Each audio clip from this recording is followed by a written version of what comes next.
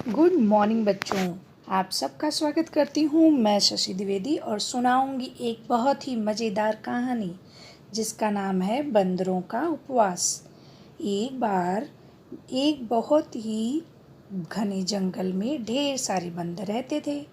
एक बूढ़े बंदर ने सबको बुलाया और कहा कि आज हम लोग उपवास करेंगे। 6 बजे से पहले कोई खाएगा नहीं। बंदर बहुत ही ध्यान से सुनने लगे। फिर हम लोग 6 बजे के पहले नहीं खा सकते? उन्होंने कहा नहीं।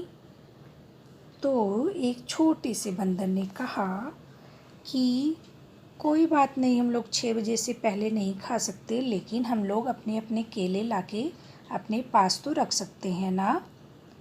तो बूढ़े बंदर ने कहा हाँ ठीक है, जाओ सब लोग अपने अपने केले लाके अपने पास रख लो। सब बंदर दौड़ पड़े और अपने केले लाकर रखने लगे। दौड़ दौड़ के जिसको भी जहाँ से जिस पेड़ से केले मिलते वो सब लाके अपने पास रखने लगे। फिर एक जगह जब सबके केले इकट्ठे हो गए तो फिर वो एक जगह फिर चुपचाप बैठ गए और इंतज़ार करने लगे शाम होने का, 6 बजने का। फिर क्या हुआ? एक छोटे से बंदर ने फिर कहा कि बंदर दादा, अगर हम लोग केले खा नहीं सकते हैं, लेकिन केलों को छील कर अपने पास तो रख सकते हैं। हम लोग 6 बजे के बाद ही खाएंगे, लेकिन अगर केले छिले हुए रहेंगे तो हम लोग बड़े ही आराम से खा लेंगे। तो क्यों ना हम लोगों को केला तब तक छील लेना चाहिए। फिर क्या था, सारे बंदर जुट गए, अपने अपने केले छीलने के लिए जुट गए और छील के बैठ गए। फिर चुपचाप टुकुर टुकुर टुकुर टुकुर देखने लगे, इंतज़ार करने लगे 6 बजने का। 6 तो बज ही नहीं रहा था आज जल्दी। फिर क्या हुआ कि एक बंदर ने कहा कि केले हम लोग खा नहीं सकते हैं, हम लोग 6 बजे के बाद ही खाएंगे। केले छील भी लिए हम, लेकिन अगर हम लोग केलों को अपने मुंह में रख लें तो? अगर केलों को मुंह में रख लिया जाए तब तो कोई दिक्कत नहीं है, खाएंगे हम लोग 6 बजे के बाद ही।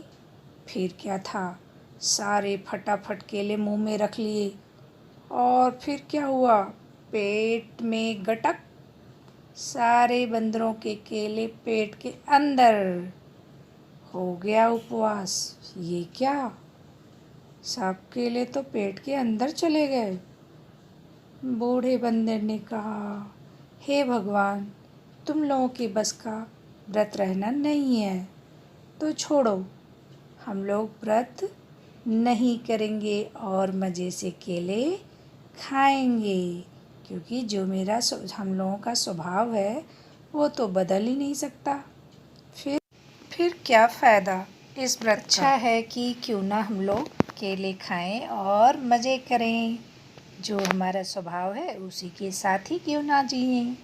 तो बच्चों, कैसी लगी कहानी बंदरों का उपवास?